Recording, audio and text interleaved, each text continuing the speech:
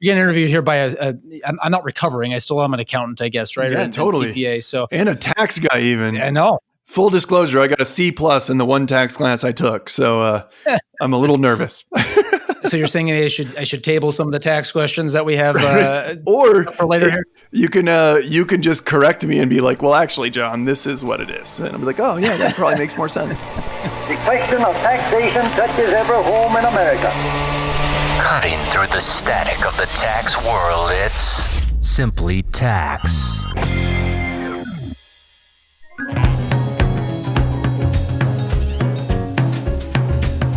Hello and welcome to Simply Tax, where we have new episodes every other week to help you cut through the static of the tax world.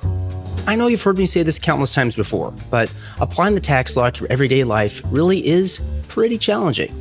Case in point, we're just coming out of what many, including those that are far wiser and have been working in the profession far longer, including the tax overhaul of '86, are calling the toughest tax season of their careers. On the heels of that, I thought we'd take a closer look at working in tax in the next couple episodes of the podcast, where we'll explore the importance of sharing your passions and interests outside of work, inside of work. We'll traverse the somewhat difficult topic of working in tax in public accounting versus industry. We'll get insight on what it was like working through one of the toughest tax seasons in 31 years, and even I'll share some of the reasons why I love working in tax. Let's get things started with the conversation I had about the benefits of bringing a full version of yourself to work with John Garrett, the host of the Green Apple podcast and a true green apple in a red apple world, as John likes to say. But don't just take my word for it. Here's more about John in his own words.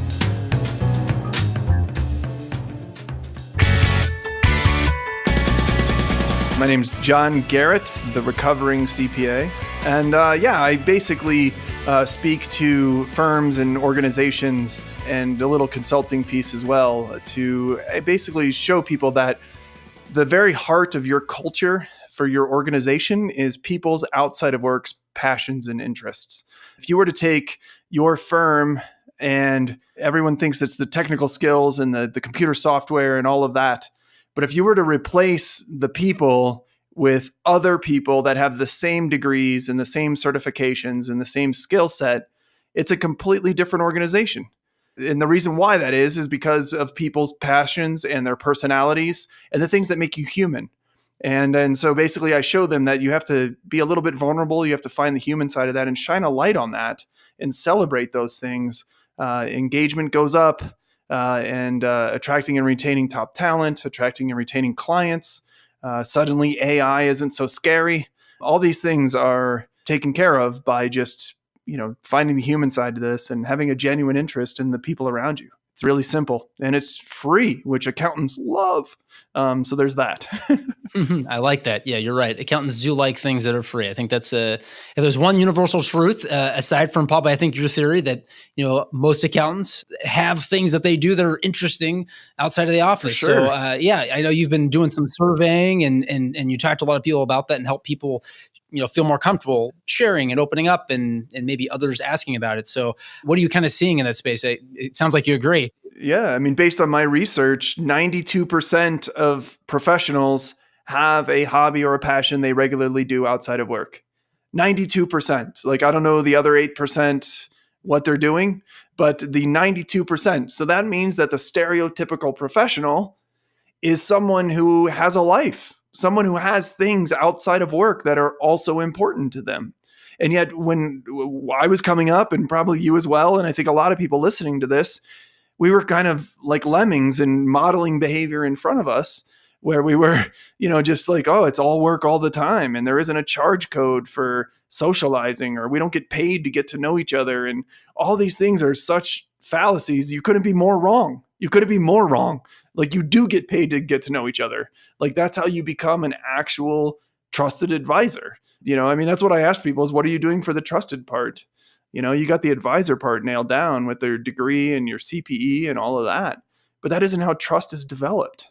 And there's some brain science behind it as well.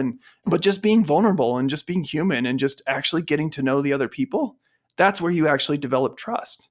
You certainly have to back it up with your expertise, but that's the advisor part.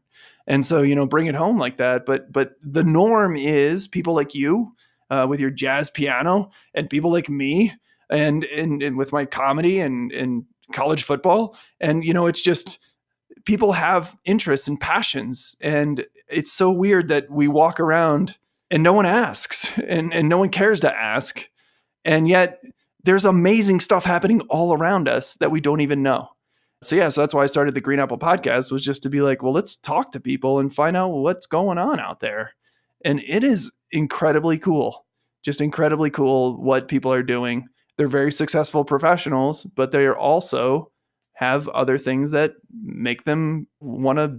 One guy referred to singing as his breathing and happy.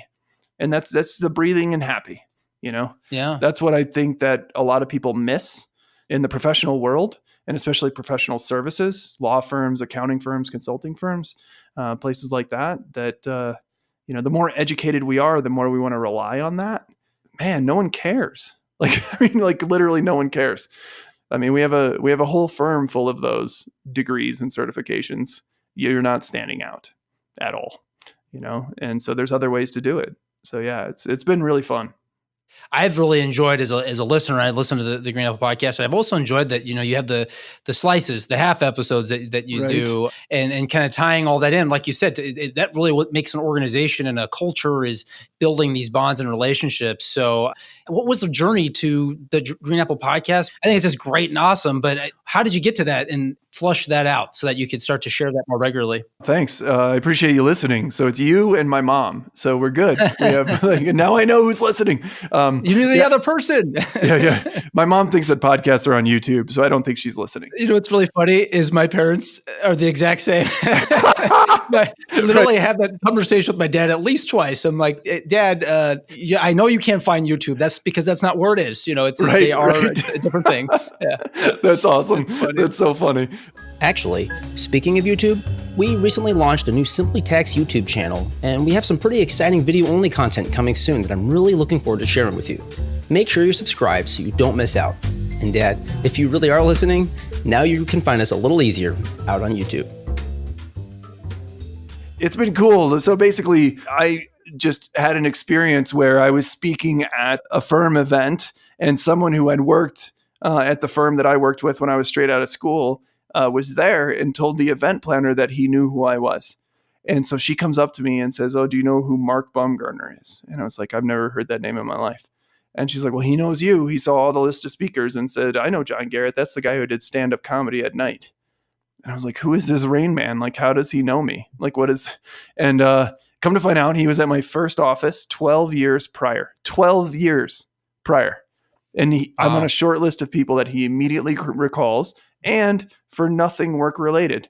Thank you very much. I had a pretty good resume that I worked really hard on, and none of that was top of the mind for him. So that's when I began to realize was, wow, am I just an anomaly? Am I the weird one? Or is this a thing? And so I just started talking to people, and I'm like, wait, there are people doing cool stuff all over the place, and no one's talking about it. So let's just kick the doors in and get it out there.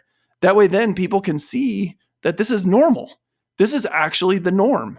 This is the future of professionalism, if you will, is people that have passions and interests outside of work. And the sooner that an organization can harness that and celebrate that, the sooner that they're going to attract and retain top talent and do a lot better at everything.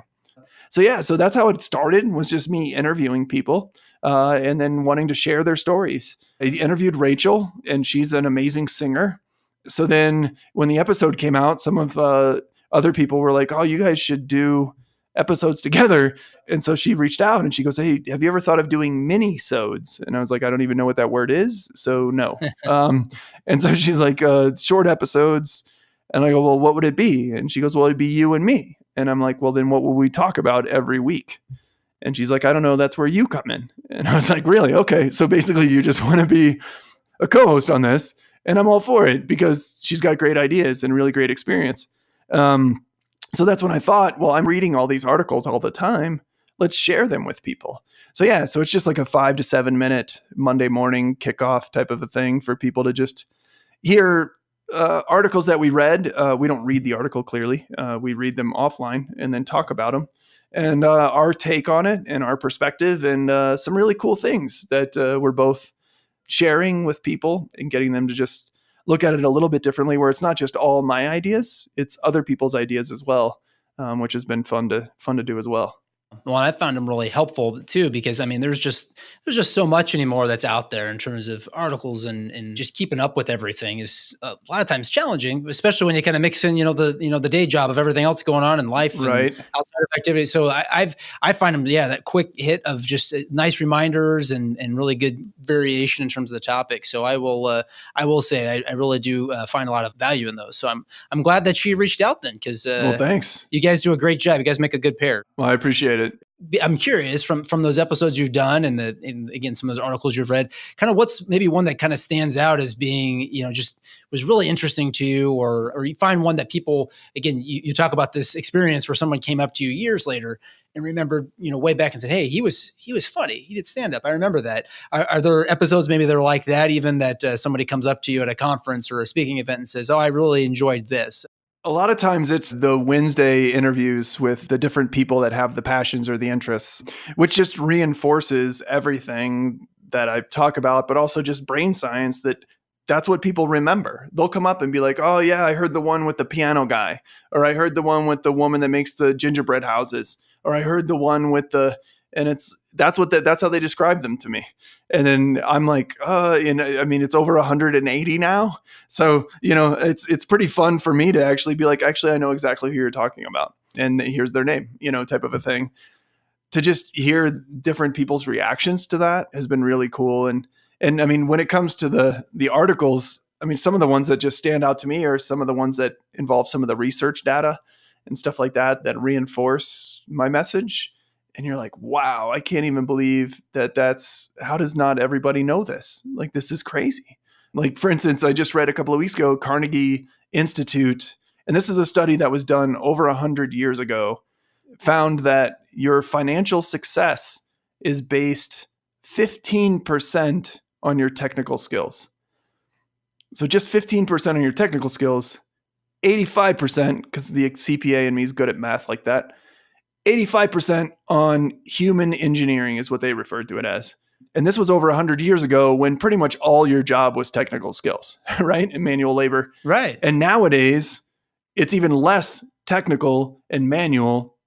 And yet we put all of our emphasis and all of our eggs in the technical skills basket.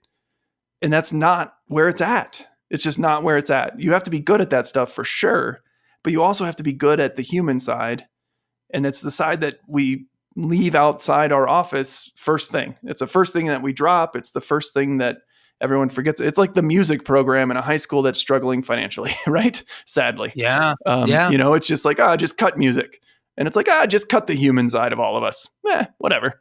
Well, and it's interesting too. You mentioned, kind of going back to the trusted advisor part, you say, oh, you got the advisor part down. Well, if that's your 15%, then, well, you better be focusing on your 85% of the trusted, right? To be that trusted advisor that everybody talks about. So that really kind of hammers home, I guess, right? That the importance of all this stuff. And I guess too, that because of the fact that maybe maybe it's just the way that we're accustomed to interacting at work, or even just maybe sometimes it makes you a little bit vulnerable to share these sorts of things, that it's maybe not first nature to people to either ask about somebody else's interests or what they're working on outside of the office, or again, to open up and share that. So I guess, do you have any advice or tips for kind of cutting both ways there? If I want to share more about what I'm doing, and if I want to find out more about, what my coworkers are doing?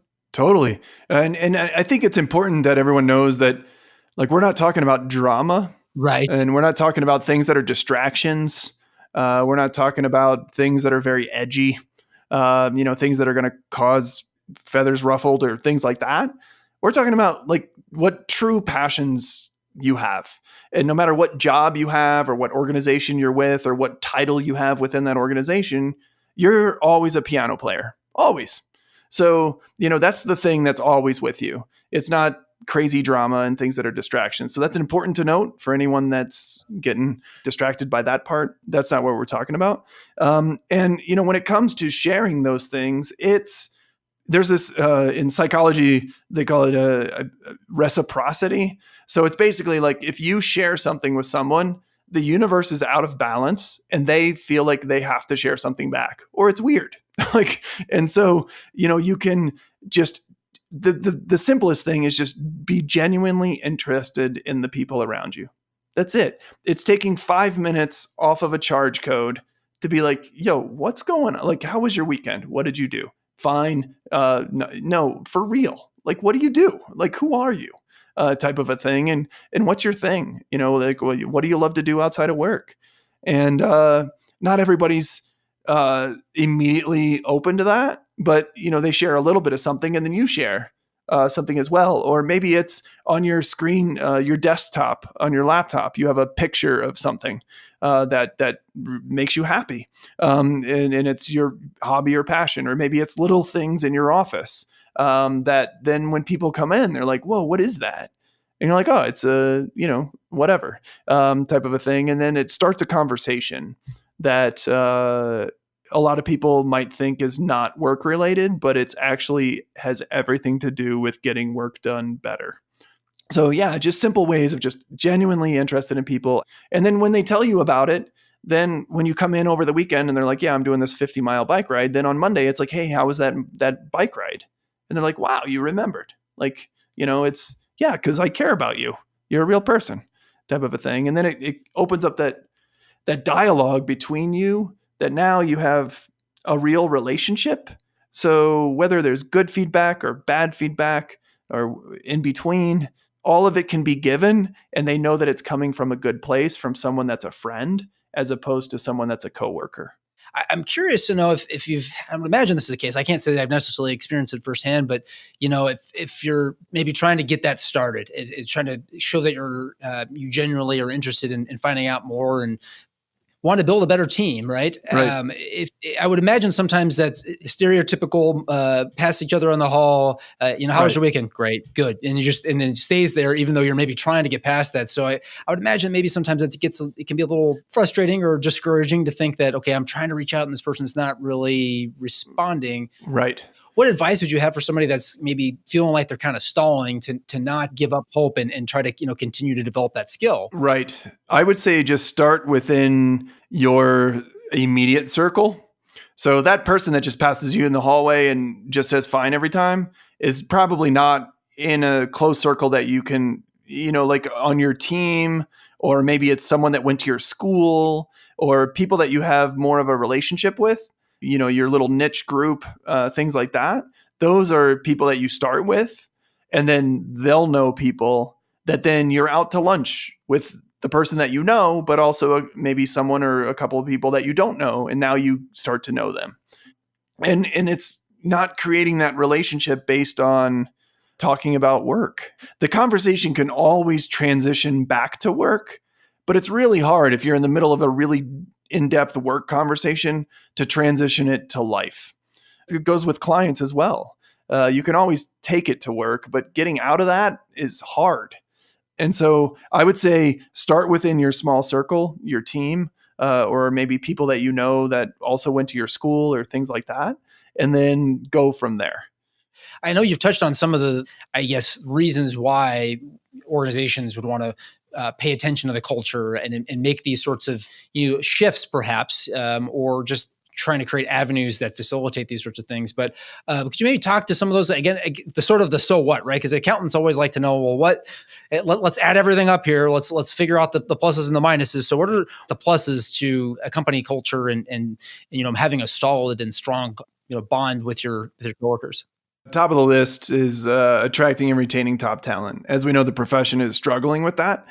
Not only are people leaving public accounting, but they're just leaving accounting altogether. And so the more that you can acknowledge that these are real people that have passions outside of work, and that's what truly drives them, for the handful of people where accounting is their passion, that's great. Knock yourself out. But it's also great if accounting isn't your passion. You're just good at it. And that's fine too. And it needs to be okay both ways. And I feel like it's been too much where the people that are good at it but don't love it have felt guilted into just acting like they love it. And that doesn't get anybody anywhere at all. So when it comes to attracting and retaining talent, that's huge for this. Also, when it comes to clients, because you know who else has passions and interests outside of work? Your clients. And if you're able to create a relationship based on you both have the same hobby or the same passion and interest, wow. I mean, like, not only are you better able to serve them because you're steps ahead of them because you actually know them, but you're also have such a sticky relationship that if anyone were to try to come in and take that business, it's almost a joke. There was actually a study done by some people that won some Nobel Prizes, so I guess they know what they're talking about. But they found that people, we've all heard the phrase, people buy from people they know, like, and trust. So there's that. But they actually found that people will buy from people that they're friends with, even if they know that it's more expensive and an inferior quality product. They'll still buy it from the person that they know, like, and trust as their friend. And so we're busy trying to, when we go into pitches with clients, when we go in to talk to new people, we're busy telling them of how fast we can do a tax return or how good we are at these technical skills, and the exact same thing that every other organization is telling them. And we're not over here on the human side developing that relationship where even if we did charge more, they would still be with us, type of a thing. And so it's just, attracting and retaining talent, clients. And then the big thing too is how AI is coming, especially for the accounting profession. And everyone's so scared. They're coming for our jobs, this, that, and the other. And yes, computers can do your job way faster than you can. If your job is all technical skills, you're going to be racing a computer for the rest of your life. And good luck with that. But here's where a computer doesn't come in. A computer can't convey that information in a sympathetic way to your clients based on their situation. Because maybe, like, you inherit a farm and you have to pay the taxes on it, but you don't have the cash, so you have to sell this, and you have to tell that to somebody. Like, you're like, wow, like, a computer will just be like, well, you owe this, pay it. And it's like, well, that's not really a great way to do things. And so that's where the human side comes into all of this. And the stronger you have that relationship with your clients, the better you are at not only serving them, but also conveying this information that might not be the best. And so, I mean, those are huge things. I mean, when you look at especially the accounting profession, the top 5 things that they're worried about, those are 3 of the top 5. And they're all taken care of with one simple thing that takes time, but it's still pretty simple.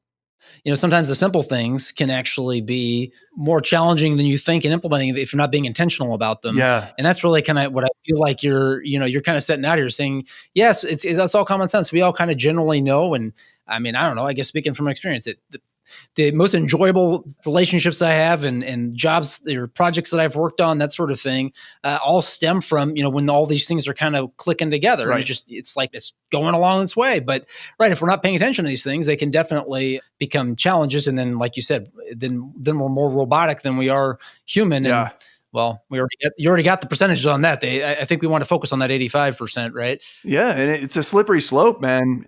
It's like, well, I used to run, I used to paint, I used to play the piano, well, what happened? It's like what happens is it goes dormant and then it goes extinct where you don't do it at all.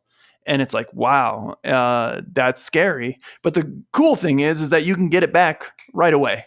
I mean, you can get it back right away. You just have to make time for it. And like you said, be intentional. Organizations have to be intentional with their culture. There are some that I consult with where they're like, well, we're just going to let it happen organically. No, because then Frankenstein's going to come out and it's going to be weird. You have to create the sandbox for them to play in. And you have to give people permission, especially in accounting and law and consulting. This is a permission-based profession, right? I mean, we're not out there breaking rules on purpose. We're not pushing the envelope. We're not near the edge. We're playing it safe, super risk averse. So people are waiting for permission rather than asking for forgiveness after. So it's telling people what's allowed. It's showing them what's allowed. Is such a huge thing. So, I can't stress that enough, how important that is. What are some examples of, companies that are doing it right, that are creating, adapting their culture, like you said, with all these changes that are happening? Sure. So there's a firm in San Antonio, Texas, and Taryn Grader is one of the lead partners there. And she created this bucket list experience. And it is the coolest thing maybe ever. So basically, she has all of her people. It's a smaller firm, but they have all their people write 2 or 3 lifetime bucket list things, and they put it in literally into a bucket. And then once a quarter, they pull out one of the bucket list items, and then up to $2,500, the firm pays for you and your spouse or whatever it is to go do that, to go do it. And then the magic is after you do it, you have to come back and at the next all staff meeting, present what you did and why it was so important to you. So for instance, there was a woman whose husband was a firefighter. She wanted to go to New York City, see the 9/11 memorial. Comes back, presents. People are crying. There's emotion. The connections that you now have and the understanding of that person is so much deeper because of that. And now that relationship that they have with everyone and vice versa, I mean, for $2,500 is not a lot of money compared to if that person were to quit.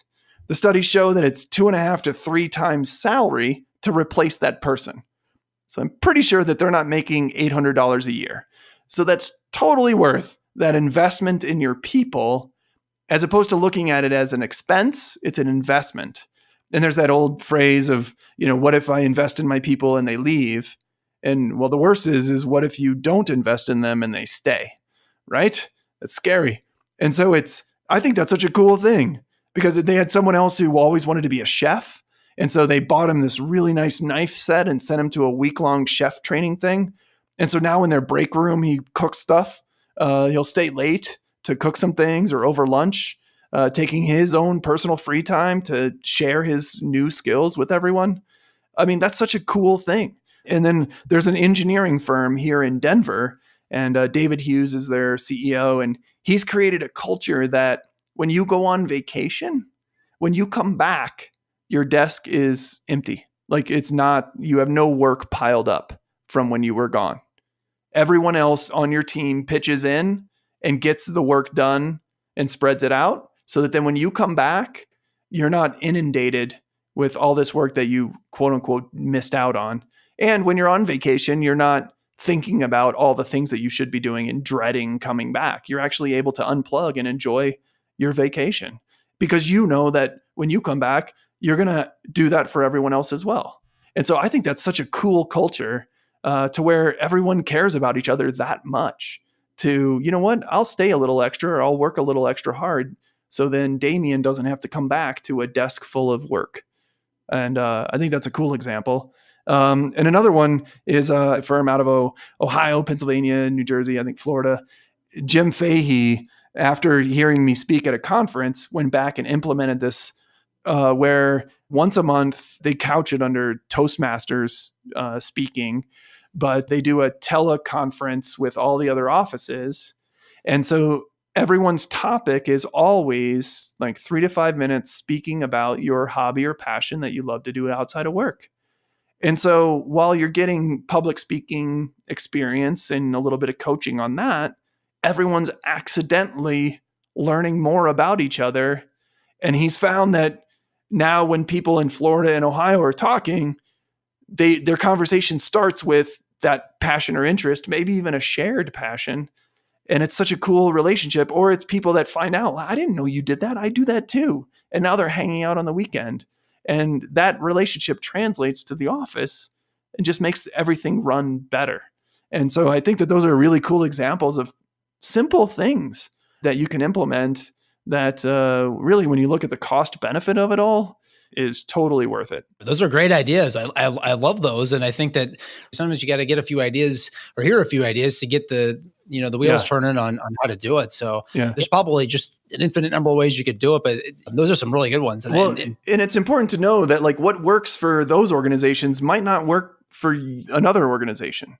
I don't know. People get lazy and they're not creative. So they just try to plug and play. They're like, oh, well, Google has ping pong tables and scooters in their office, so we're going to do ping pong. Maybe everyone hates ping pong. Like, why would you do that? Yeah. Like maybe ask your people, what is it that they would like? Just take 5 minutes, go get out from behind your desk, go meet them where they are. Be like, what would make this a cooler place to be? because we're here so long. I mean, it's crazy how many hours you put in there. And so it's just important to know that what works at some places doesn't work in other places, but you do have to be intentional with it. And you have to just meet the people where they are. I like what you say too, of you can also maybe not approach it from a wise perspective, in terms of just saying, well, check mark next to the list of things we're going to do, ping pong table in the break room, done. Okay, got that done. And it's going to take an investment too of just, figuring out, well, do people like this? Do they not like this? Do I need to modify it? What's it for my organization? So that seems to be, I would think, the fun part too of all of this, because it can be part of the process. Everybody learning together of what is it that we all like to do together? What can we do to build our relationship, and versus just doing hey, let's do some trust falls. That was great. We built, Exactly. That's exactly it. And yeah, and two, if you include your people in the process, then they want to be a part of it. And they want to stay longer to see it happen and see the fruits of that labor. Where if you just come in from the top and be like, okay, this is what we're doing, and you don't even say why or how you got this idea or where it came from. And I think part of this too seems like a lot of it's got to be in the approach, right? And showing that you're general interested, like you said earlier. Yeah. So I mean, just you're listening and you're having this conversation. I can tell you've got such an energy and an excitement and passion for it, and is driven, I'm sure, deep down by, you truly are very energized by all this and helping people to building their team and enjoying their career and so forth. So, I mean, I don't know, do you have any tips for doing that? I mean, I want to say like doctoring up energy or passion, because you really can't fake that, I don't think, entirely. No. But I don't know. What do you think? Because it seems like if you don't approach it with something you're excited about, or maybe you're truly not, then it's going to be pretty transparent. You're going to see it. Totally. Yeah. I mean, for me, it's just, the accounting profession and professionals in general, I mean, they're so smart and so good at what they do. They deserve to have work be enjoyable. And it can be more enjoyable. It's not, labor. It should be enjoyable, because it's just, studies show all the time, just it's more productive and it's better for everyone. That's why I'm just so jazzed up by it, because it's like, I see that the accounting profession is awesome. The accountants sometimes screw it up. So like, get out of the way and let accounting be awesome. Actually be those true trusted advisors, be those true business advisors, be those true people that can make business better. And yet we're too busy with, well, I don't know if there's a charge code for that, or I don't know if I'm allowed to do that, or I don't know. Shut up and do it. Like, just be awesome. There's awesomeness all around us, and it's just unlocking that. And it's also realizing that the awesomeness isn't necessarily the accounting skills. That's not the awesome. You're good at it, you're great at it, but that's not the thing that makes someone's brain twitch. When you meet someone, you're like, what? Did you feel that little tingling type of a thing? That's the stuff that you want with your coworkers and with your clients. And if you don't have that, then why not? I mean, why not? You get excited about it, and it kind of just builds, and it's like a snowball almost, right? Yeah. And it just keeps going and going and building and building. So, right. So now I'm going to ask you the question of, and I know this is the one you ask on your podcast all the time about, what people love to do outside of work. And right. I have a feeling of kind of what it is, but let's hear it. So now that you're on the other side of the microphone here and I'm interviewing you. So yeah, what is it that you love to do outside of your work? Well, I mean, I guess, so when I was in accounting, comedy was clearly that. But now that I'm a speaker, I guess it's similar. So, comedy's not really, but I mean, college football is definitely my thing. I would attend all the college football games and all the bowl games. Like, bowl season is like Christmas came early. It's the greatest. And especially when you work for yourself, you can watch all of the games, and it's so fantastic. College football is definitely my thing. That's for sure. And maybe also what you're saying there is I'm sure that that's always been there to some extent, right? Yeah. But they also sort of evolve as your career changes. That then sometimes that changes too. But you're a Notre Dame guy, right? And you tend to at least make into a lot of games and kind of make a point of that. Yeah. I mean, I definitely get back to 2 home games a year at least, and then. And part of that also is because I write their awards show, which is aired on NBCSN. And 2 of the 3 years that I've done it have been nominated for an Emmy, which has been like crazy awesome. And like one year was Jerome Bettis hosting. So I'm basically making Jerome Bettis look funny and how to host a show and hanging out with him. And it's so fun. It's so cool. But yeah, college football has always been my thing. Yeah, forever. I mean, and it will be forever. And that's the thing. Like we all have these passions that have always been there. And I do understand that like family happens and work happens and things like this, but that passion is still there. It's still there, and you need to make time for it, because the scariest thing to me has been talking to some older people that are going to retire in 3 to 5 years, and they're opening up and they're like, I don't know what I'm going to go do. And I'm like, what? Like you have more money than you know what to do with, and you don't know what you're going to go do with your life. And I'm like, well, what do you love to do? Well, I don't know. I've just done work. I'm like, man, that's scary to me. That's really scary. And it's sad. And it shouldn't be that way. And so, I'm trying to help them flush out, what did you used to like to do? And I do understand that those other things happen, but you can still make time for it. It doesn't have to be on a regular basis, but it could be, once a month, once every other month, whatever it is. For you just sit down at the piano and you just play a little. All right, great. It recharges you. But these other things weigh on us so much. And it's like, you gotta make time for that. You really do. It makes you much better at everything. That's what I tell people is, imagine if someone told me I could never watch college football again or go to a game, I would not be a very happy person. Like I would not be a good person to be around. And the same with, if someone told you could never play piano again. Whoa. Hold on a second. Yeah. Yeah. It's like, okay, that sucks. Now every day you're going to be thinking about it. Like it's an itch that you need to scratch, but you can't scratch it. And so it's like super distracting, and it's just you're a miserable person. It's what we've accidentally created in our organizations. And it shouldn't be that way at all. And, I think it just takes somebody to stop for a second and go, hey, why are we doing it this way? And then everyone's like, oh yeah, I guess, yeah, it doesn't make sense. And so it's just trying to just help people see that, hey, we all have something, 92% of us. So I'm going to immaterial difference the other 8 and just say everyone has something. Out of the roots, yeah. But what's so interesting, John, is just hearing you think, talk about it. Like, your passion is sort of like woven in then to the work in a sense, right? Because you're weaving in the humor and the funny side that you have with with the other kind of your career. And I just think that's just so fascinating. And it's probably just a case in point of kind of everything you've been talking about today of when you're doing it right, everything's hitting on all cylinders. They do intersect, they overlap, and you're just so much more passionate and enjoying what you're doing so much more. So that's awesome. That's really great. Well, thanks so much, man. That means a lot. And it can be done in the accounting profession as well. I've talked to some people on the podcast where, they like to brew their own beer at home, and then they go and find clients that are microbrews. So they're just doing bigger scale what you love to do. Mm-hmm. And those clients love that person because that person knows all the lingo and is probably more jacked up for the industry than they are.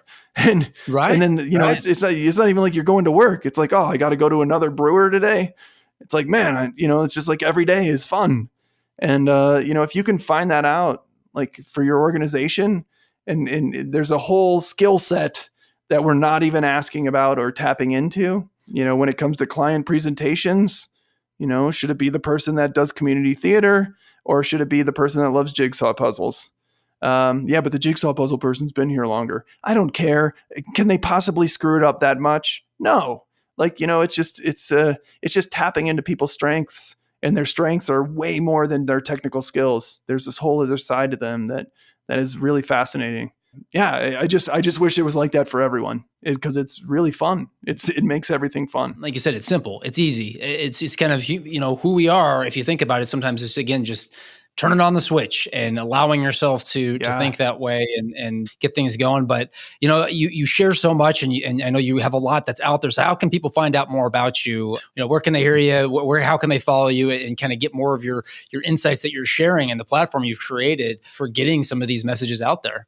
Thanks, man. Yeah, I mean, the Green Apple Podcast, greenapplepodcast.com, or you can go to therecoveringcpa.com. That's my website that has everything. Got some music video parodies on there as well. And then, from speaking at conferences and speaking to organizations at their all-staff events or partner retreats, maybe I'll run into somebody on the road, and that'd be super fun.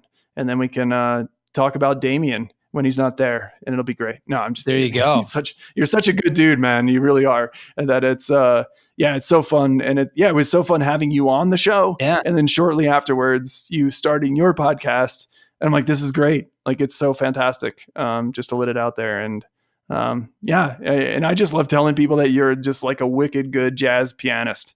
And everyone needs to know that. Like, they really do, because it's cool. Well, I appreciate that. Thank you. Because I will admit, and I think I'm sure I even shared this when we were in our conversation, that it's not always necessarily like the foot I've led with, just for maybe just not being intentional about it and saying, hey, maybe make sure I'm doing a good job of sharing who I am. So definitely being on your show has helped me with that, of saying, hey, you know what? It's who I am. And what's the worst that can happen? Right. You think that's strange. Okay, well, I don't. So that's neat. Right. And then we kind of move on. It's on the other person. That's on the other person, number one. And number two, if it's an organization that frowns on that, well, then you're probably not in the right place. Because there's an organization that doesn't, and then you're going to blow up at big time, if that were the case with someone. Yeah. Yeah, it's always a hobby. It's always a hobby. It's not your job. Don't quit your job to go pursue this or whatever. It's a hobby, and it's great as a hobby, and it's supposed to be a hobby. And if you're not good at it, that's why it's a hobby. You're not supposed to be good at it, right? I mean, but if you are good at it, then that's bonus. I just want to take the pressure off of people, because I think that's what happens too, is you have a fear of being judged, and that fear is 100% in your own head. And because when you let that out, that you love to do something, it's only good. Like, it's only good. And it's fun. Like, there was one firm I actually was speaking at, and I said, who thinks they have the most boring thing? And a lady raised her hand. She goes, I do genealogy. And a lady across the room yells out, that's not boring. I do that too. And I said, man, I hope that some way in the 1400s you guys are cousins, because that would be so funny. Like, you'd just be so great. Right? Oh my gosh. Yeah. Could you imagine that would like just blow their minds? It's like, right. That's awesome. Yeah. But you work at the same firm. What have you been talking about for the last X number of years? Now you have something to really talk about. Like, go be human. Like, go be a real person. Well, this is great. I mean, I enjoy every time, like I said, I listen to the stuff you're putting out, just this conversation. I always feel like I kind of recharge and get some new ideas. So I appreciate you taking the time out. Any kind of closing thoughts or things you'd maybe leave everyone with? Yeah. I mean, just don't be afraid. That's the biggest barrier is ourselves. On the flip side, don't just shout it from the rooftops and start running through the office yelling, I love the whatever. Start within your circle, start small, gain some confidence. And then before you know it, you're going to be thanking me. It's just really, really cool things happen if you just open yourself up just a little bit. And then if you just take a little bit of time to get to know other people, and that vulnerability is where your strengths are. So go do it. Make accounting weird. That's like, in Austin or Portland. Yeah. Keep Portland weird. No, it's not weird yet. So let's make it weird. Make it individual. Make it personal. Make it you. Don't make it what you think the stereotype is supposed to be, because I've proven that the stereotype is not right. So make it weird, and let me know how that goes. Great stuff, John. Well, thank you again. Always a fun time chatting with you. And thanks again for, I guess, agreeing to come back and kind of returning the favor of being a guest on the Simply Tax podcast. No, I was flattered, man. The pleasure's all mine. This has been awesome. So thanks, Damien.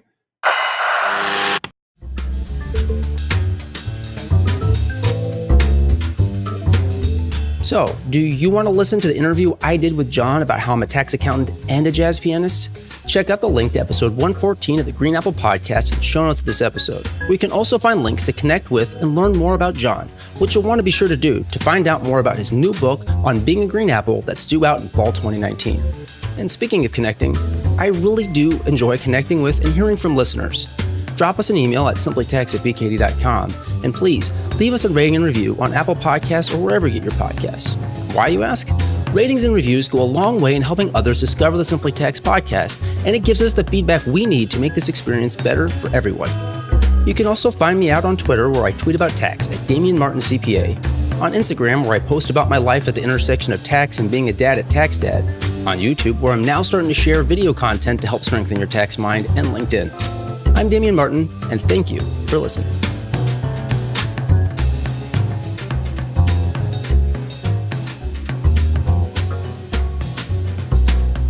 The information contained in this episode of Simply Tax is based on data available as of the date of its release. BKD is under no obligation to update this information if changes occur. Applying this information to your specific situation requires careful consideration of all facts and circumstances. Any information provided is not to be considered as tax, legal, or financial advice. Please consult your tax advisor before acting on any matters covered.